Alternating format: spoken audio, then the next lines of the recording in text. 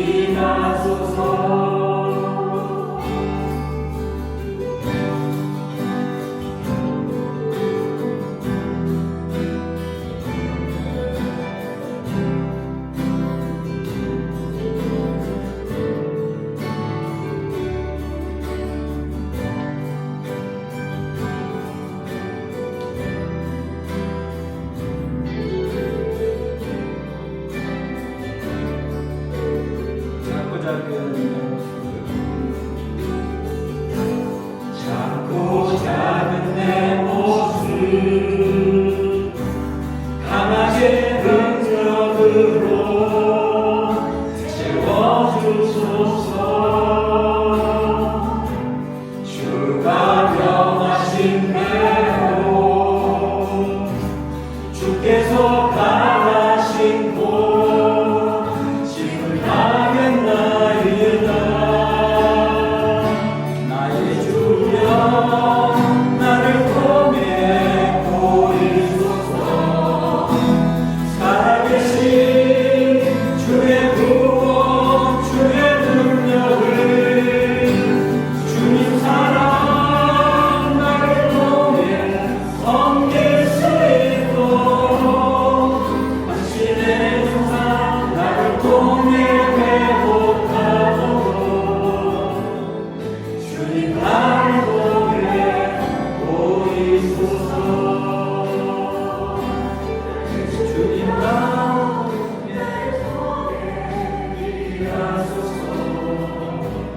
주의 말씀 나를 통해 말씀하소서. 주의 구원 나를 통해 전할 수 있도록 당신의 영광 온 세상에 가득하도록 주님 나를 통해 일하소서. 주님 나를 통해 나를 통해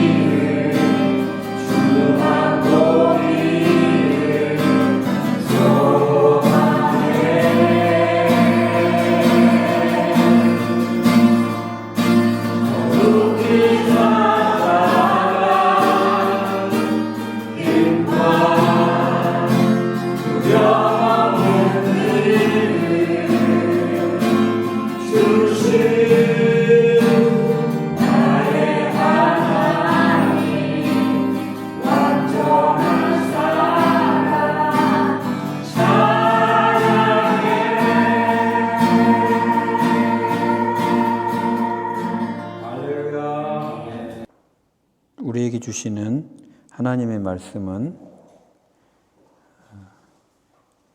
지지난 시간에 이어서 사도행전 1장 1절로 2절입니다.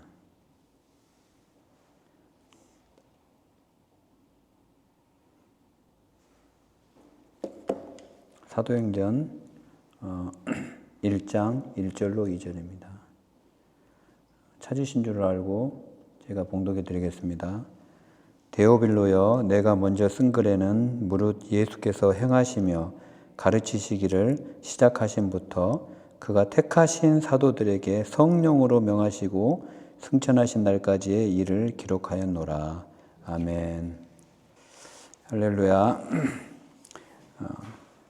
몇 주 전에 제가 같은 본문으로 이제 말씀을 증거했고 이어서 말씀을 전하도록 하겠습니다.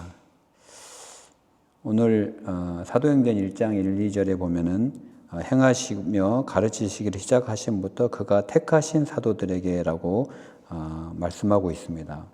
우리가 무엇인가를 택한다, 선택한다는 말은 나머지를 버린다라는 의미를 내포하고 있습니다. 그리고 이 선택의 대상은 항상 복수입니다. 단수가 아니고. 그리고 우리가 그 중에 하나를 선택한다는 것은, 이 복수 중에 하나를 선택한다는 것은 나머지를 버린다는 그런 의미지요. 우리가 백화점에 가서 옷을 살 때도 많은 옷이 있지만 그 중에 내가 하나를 선택하는 것은 나머지는 버린다라는 그런 의미를 뜻합니다.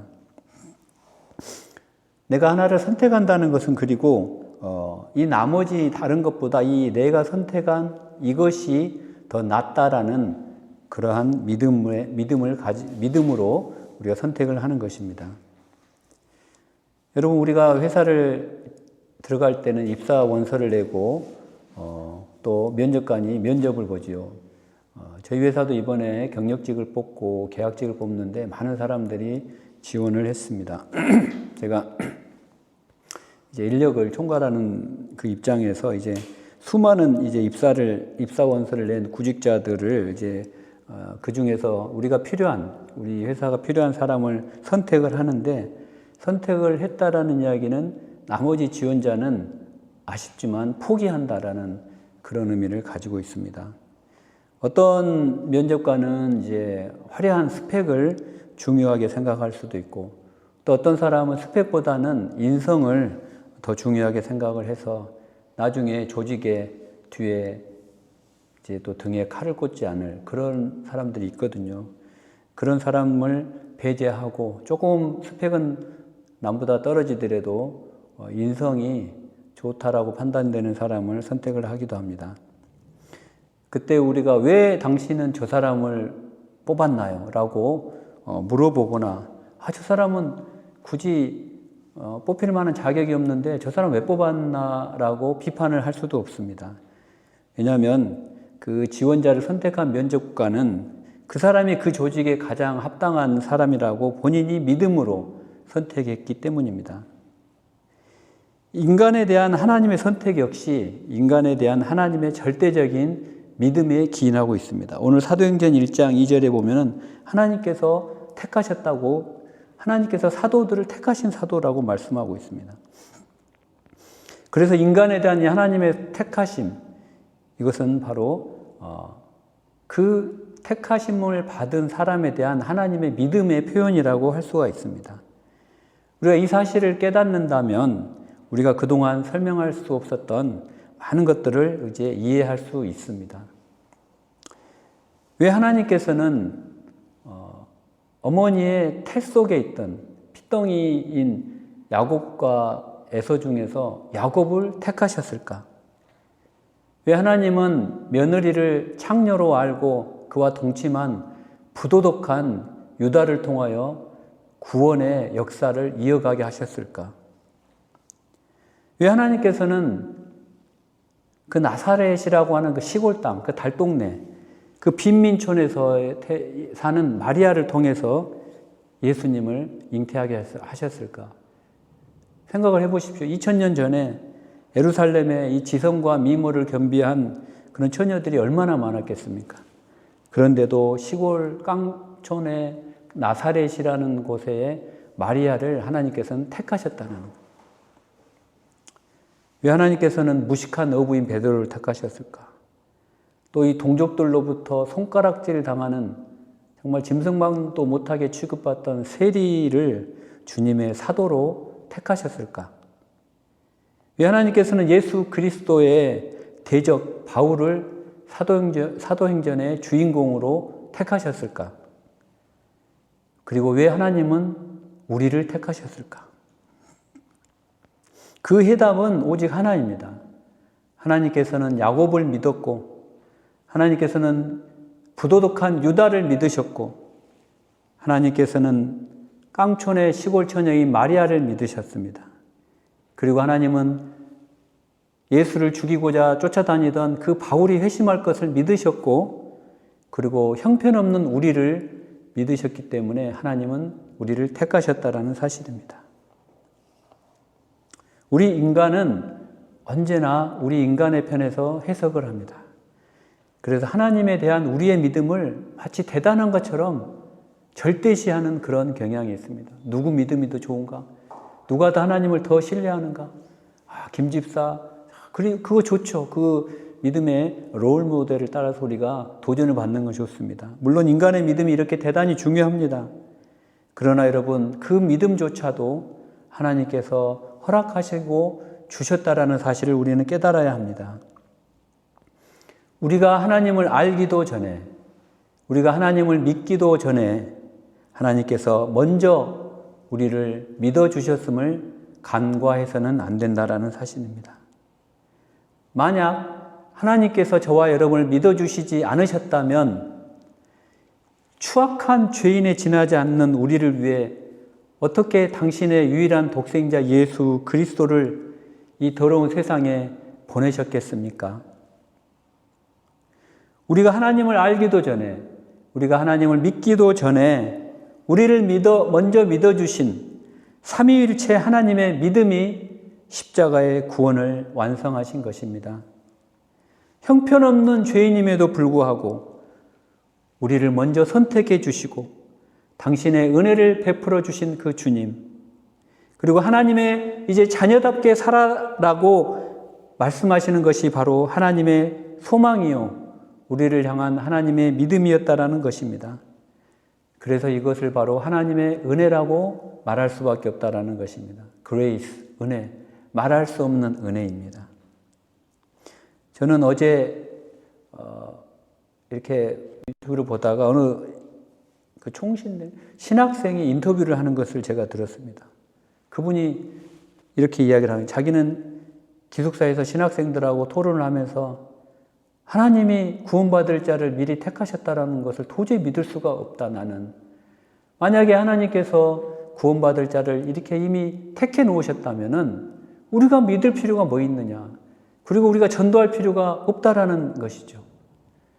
그 신학생이 그런 이야기를 하면서 이제 자기가 고민된다는 거예요. 그러나 이제 1학년이 되고 2학년이 되고 또 기숙사에서 공동체 생활을 하면서 조금씩 하나님이 우리를 택하셨다라는 그 은혜를 조금씩 믿어지더라는 그런 간증을 하는 것을 제가 들었습니다. 그런데 여러분, 성경은 에베소서 1장 4절 5절에 창세 전에, 이 땅과 우주가 만들어지기도 전에 그리스도 안에서 하나님이 우리를 택하사 그 사랑 안에서 우리를 거룩하고 흠이 없게 하시려고 그 기쁘신 뜻대로 우리를 예정하사 예수 그리스도로 말미암아 자기의 아들들이 되게 하셨다라고 분명히 기록하고 있습니다. 이 땅이 창조되기도 전에 하나님이 저와 여러분을 택하셨다는 거예요.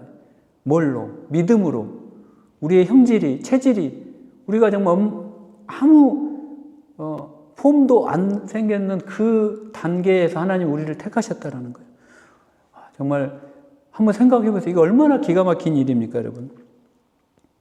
그렇다면 여러분, 우리의 믿음에 대한 정의를 감히 내릴 수가 있는 것 같아요. 우리가 믿음 많이 이야기를 하는데 과연 그 믿음이란 무엇인가?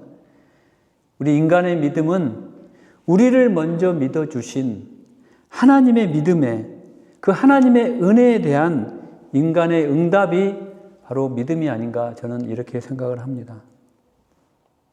그렇다면 여러분, 우리에게 남은 것은 우리를 먼저 믿어주신, 저와 여러분을 철석같이 믿어주신, 속을 줄 알면서도 믿어주신 그 하나님의 믿음으로 응답하는 삶이 저와 여러분의 남은 삶이라는 것입니다.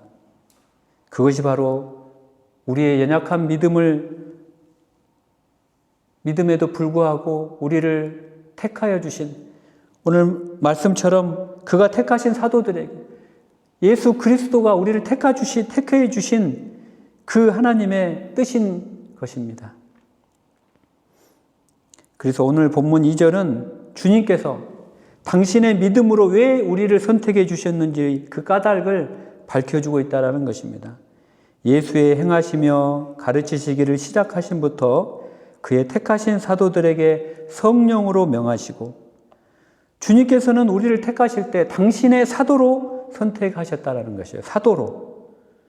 물론 많은 신학자들이 이 사도 시대는 요한이 순교하고 요한 사도의 죽음으로 끝났다라고 교회사적으로 말씀하고 있습니다. 그 말씀이 맞지만 그 사실이 오늘 우리와의 단절을 의미하는 것은 아니라는 것입니다. 주님께서 저와 여러분을 선택하신 그 까닭은 저와 여러분을 당신의 사도로 사용하기 위함이었다라는 것입니다. 이것을 믿으시기 바랍니다. 여러분, 사도라는 것은 주님의 직계 제자를 뜻하기도 하지만 사실은 이 세상에서 크리스천으로 살아가는 우리 모두를 의미한다라고 봐야 합니다. 왜냐하면 사도를 뜻하는 헬라어 아포스톨로스, 헬라어의 아포스톨로스가 엄청 많이 나오거든요. 헬라어 공부를 하고 시험을 보면 아포스톨로가 되게 많이 나옵니다. 이 아포스톨로스라는 이 보낸다라는 의미의 동사 아포스텔로에서 유래되었다라고 합니다. 이 아포스텔로에서 보내졌다. 이 사도. 즉 사도란 보냄을 받은 사람을 의미하는 거예요. 보냄을 받은 사람. 보냄을 받은 사람은 누굽니까, 여러분? 누군가가 보냈다라는 거예요.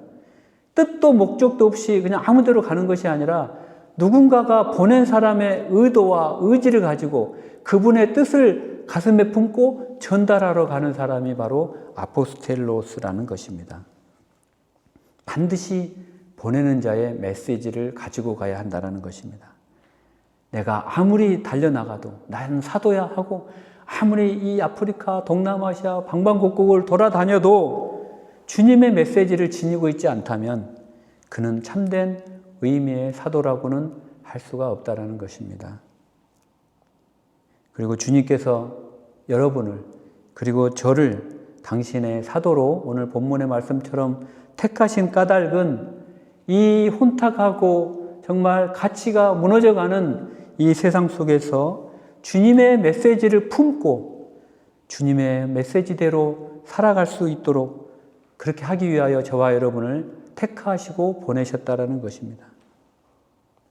저와 여러분이 지금 이 예배당에 앉아서 예배를 드리지만 저와 여러분의 마음속에 세상 메시지로 가득 차 있다면, 그렇다라고 한다면 우리는 실은 이 세상, 우리 몸은 예배당에 있지만 우리는 실제로 세상 한가운데 있는 거나 다름이 없습니다.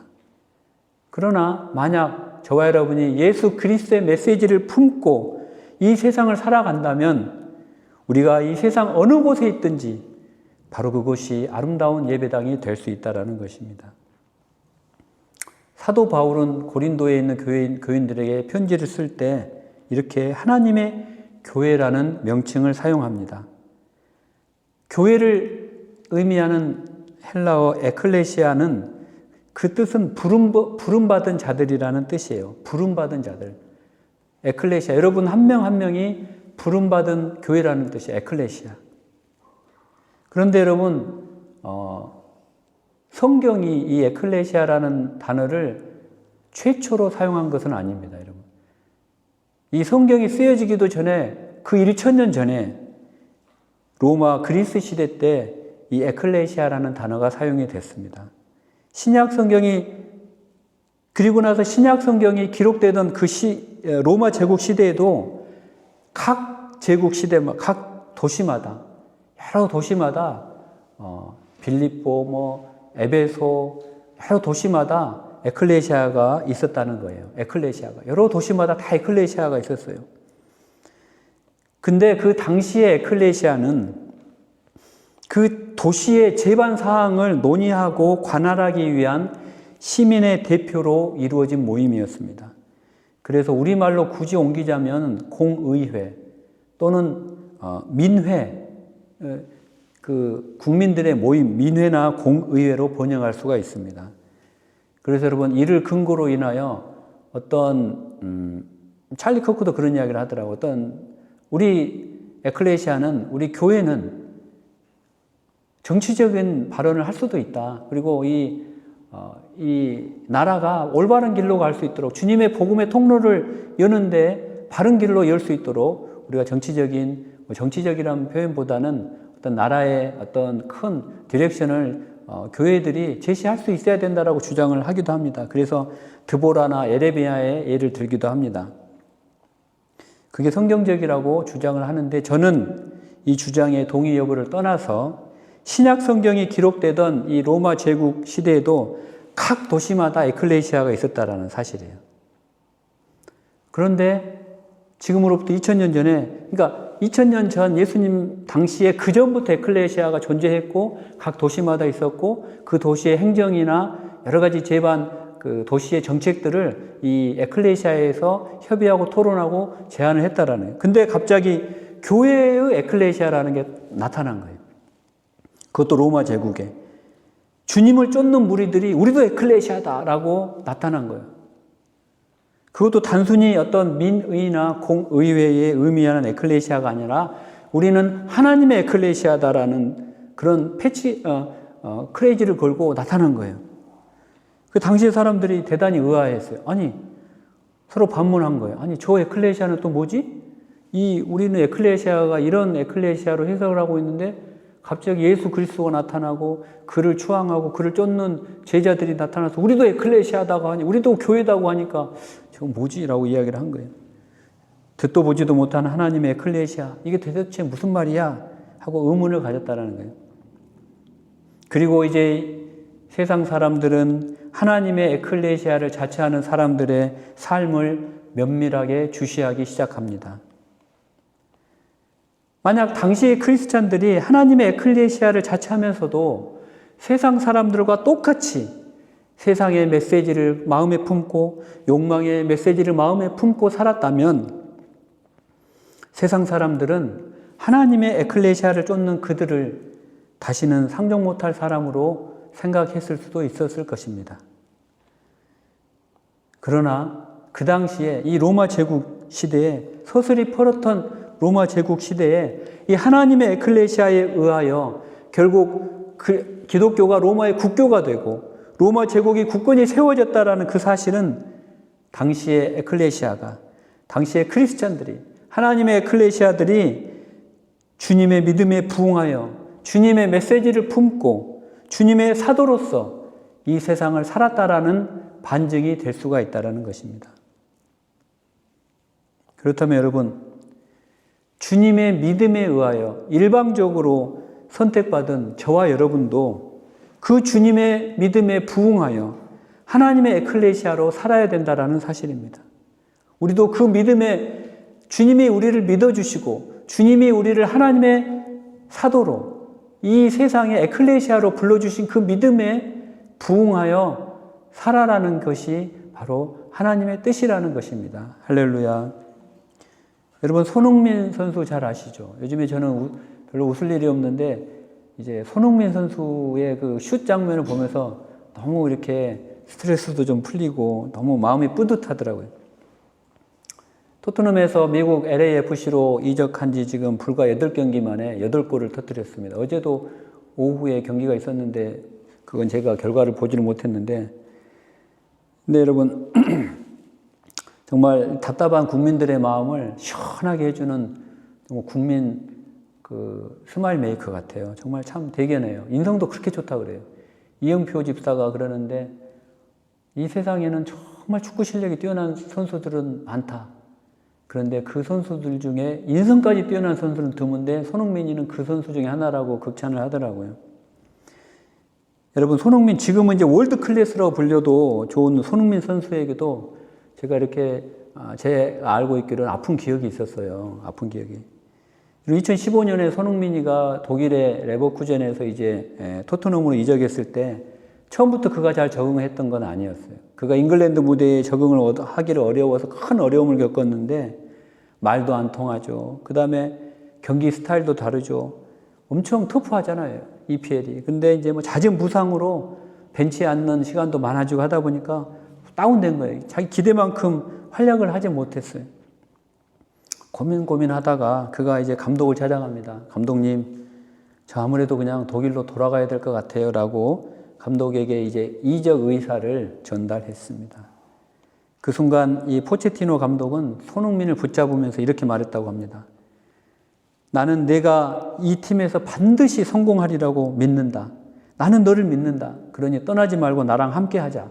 이렇게 설득했다고 합니다. 이 축구계는 이 손흥민의 실력을 의심했지만 그의 감독은 끝까지 손흥민을 믿어줬다라는 거예요. 그러한 감독의 믿음이 손흥민의 마음을 움직였다고 합니다. 손흥민이가 직접 한 얘기예요. 그 감독이 나를 이렇게 믿어줘서 나 이렇게 실력이 안 나오는데도 끝까지 나를 믿어주는구나. 그 마음에 감동해서 다시 훈련에 매진하고 열심히 자신의 한계를 극복하기 위해서 노력했다고 그래요. 심지어 여름 우리 아시안 게임 2018년에 열릴 때 이 포체티노 감독이 피파의 의무 차출 대회가 아니었음에도 불구하고 손흥민이 우리나라 대표팀의 감독으로 뛸 수 있도록 가서 뛰고 오라고 그것까지 허락해 줬다고 그래요. 그렇게 믿었던 거예요. 병역 문제도 걸려 있으니까 정말 큰 믿음이었어요. 결국 손흥민은 그 아시안 게임에서 금메달을 따고 군면제 혜택을 얻고 또 자신감도 크게 올라갔다 그래요. 그리고 이 선택은 손흥민 개인에게 뿐만이 아니라 토트넘 전체에 큰 축복이 되었습니다. 오늘날 그가 아시아 최초의 EPL 프리미어리그 득점왕이 되었고 토트넘 역사에 길이 남을 선수가 되었는데 그것은 바로 한 지도자의 믿음이 손흥민을 그렇게 만들었다는 거예요. 수많은 사람들에게 감동을 준 손흥민의 그 뒤에는 그 감독의 믿음이 있었다는 것입니다. 여러분, 마포에 가면 양화진이라는 곳이 있어요. 거기 가면은 흥선대원군이 약 10,000명에 달하는 천주 교인들을 참수시킨 일이 있었어요. 그런 일이 일어난 곳이 바로 절두산 언덕이에요. 그 절두산 성지 내에 교육관이 있는데 그 지하 입구에는 이런 현판이 붙어 있다고 합니다. 그리스도는 당신만을 믿습니다. 물론 이 현판은 김수환 추기경이 썼다라고 그래요. 뭐 이렇게 누가 썼던지 간에 주님은 우리를 믿는다는 거예요. 여러분을 믿고 여러분에게 구원을 메시지를 오늘 불렀던 찬양처럼 나를 통해 이제 정말 허물 많고 죄 많고 이 세상에 내세울 거 없는 나 같은 정말 흉악한 나를 통해 주님의 복음의 역사를 이루어가고 싶다라고 하시는 거예요. 그 배경에는 저와 여러분을 믿는 주님의 믿음이 그 배경이라는 것입니다. 주님은 저와 여러분을 의심하는 분이 아니라 믿어주시는 분이라는 것을 믿으시기 바랍니다. 여러분, 나다나엘이라고 아시죠? 나다나엘은 나사렛이라는 그 시골에서 무슨 선한 것이 날 수 있느냐라고 예수님을 의심한 자예요. 그런데 예수님은요, 그 나다나엘을 보자마자, 자기를 의심하는 그 나다나엘을 보자마자 이는 참 이스라엘 사람이라 그 속에 간사함이 없도다라고 그를 믿어주셨다는 거예요. 그랬을 때, 믿어주셨을 때 나다나엘이 당신은 하나님의 아들이십니다라고 믿음을 고백합니다. 또 주님은요, 의심 많은 도마도 믿어주셨어요. 그래서 그 믿어주심으로 인하여 그 도마는 인도에서 순교의 길을 걷는 그런 믿음의 길을 걸어가게 됩니다. 또 주님은 실수투성이던 베드로에게 너가 지금은 무식한 베드로, 어부 시몬이지만 너는 장차 게바가 될 거야, 반석이 될 거야 라고 믿어주셨어요. 베드로도 순교하잖아요. 이 반석 위에 내가 교회까지 세울 거야. 베드로를 믿어주셨습니다. 여러분, 사랑하는 교회 여러분, 우리가 주님을 알기도 전에, 우리가 주님을 믿기도 전에 주님은 우리를 먼저 믿어주셨습니다. 그리고 주님은 당신께서 믿으시는 정말 우리를 위하여 당신의 생명을 십자가의 제물로 버려주셨습니다. 우리가 이 세상에서 믿지 않는 사람들보다 더 악하고 더 부도덕한 삶을 살았음에도 불구하고 주님은 우리를 택하시고 우리를 부르시고 당신의 믿음으로 우리를 세워주셨습니다. 우리를 불러주셨다라는 거예요. 우리를 믿어주셨다라는 거예요. 지금도 우리를 믿어주시고 계세요. 아무개야, 내가 하나님의 나라에 도달할 때까지 너를 통하여 나는 사역하고 싶고, 너를 통하여 구원의 역사를 이루어가고 싶고, 너를 통하여 이 땅을 변화시키고 싶다라고 주님이 우리에 대한 믿음을 지금도 보여주시고 계신다는 거예요. 주님의 믿음이 아니었다면 저와 여러분은 이 자리에 서 있을 수가 없다라는 것입니다. 여러분, 간절히 바라옵고 원하옵기는 주님의 그 믿음에 오직 우리도 믿음으로 응답하는 저와 여러분이 되시기를 원합니다. 여러분이 주님의 믿음에 믿음으로 응답할 때 저와 여러분의 삶은 주님께서 우리를 삶의 통로로 만들어주시는 그러한 새로운 역사를 일구는 신사도행전이 될 줄로 믿습니다. 우리를 믿어주셨고 지금 이 순간에도 믿고 계시고 앞으로도 믿어주실 그 주님이 이 시간 여러분에게 도전을 주고 계시는 거예요. 너가 넘어지지만, 쓰러지지만, 약하지만 나는 너만 믿어. 이 세상에 80억 인구가 있지만 나는 너를 믿는단다. 너가 나의 오른팔이 되고, 너가 나의 왼팔이 되고, 너가 나의 복음을 전하는 나의 발이 되고, 나의 입이 되어서 이 구원의 역사를 이루어가는 나의 사역과 나의 사역의 동역자가 되어달라고 주님이 이 시간 저와 여러분에게 믿음을 보여주실 때에 우리도 믿음으로 그 믿음에 응답하는 저와 여러분의 삶이 되고, 또 추석 명절에도 우리가 주님에 대한 믿음을 고백하는 그러한 시간들이 되시기를 주님의 이름으로 기도합니다. 아멘. 이 시간에 우리 연약한 우리를 믿으시고 우리를 통하여 주님의 말씀을 증거하게 하시고 나를 통하여 주님의 구원을 전할 수 있는 그러한 저와 여러분이 되시기를 원하는 의미에서 나를 통하여 찬양 드리고 기도하는 시간 갖도록 하겠습니다.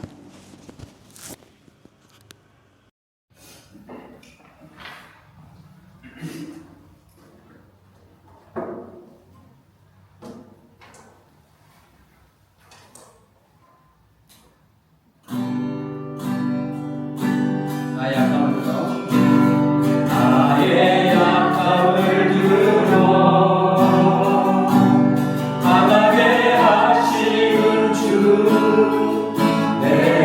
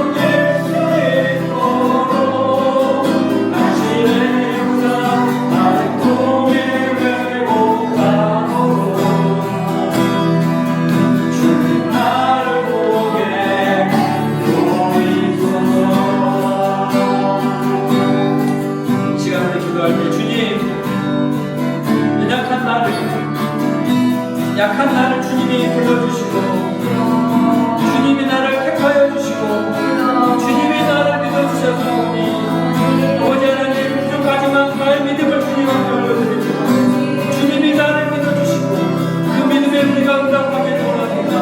오 주님 나와의 다시 한번 주님의 믿음의 사람으로 주님 앞에 설 수 있도록 인도하여 주시옵소서. 주여 부르고 주여 믿음으로 나갑시다.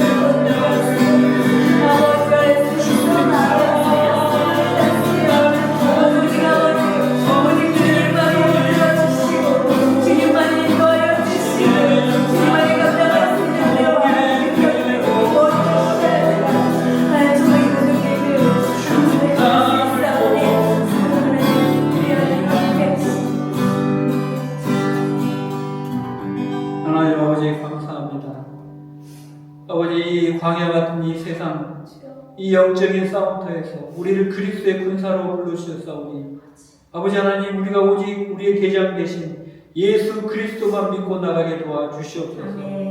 우리 아버지 하나님, 영적인 싸움터에서 우리 이 운동장에서 우리 인생의 감독 대신 주님의 믿음에 부응하여 주님을 위하여 우리의 온 삶을 던지도록 인도하여 주시옵소서.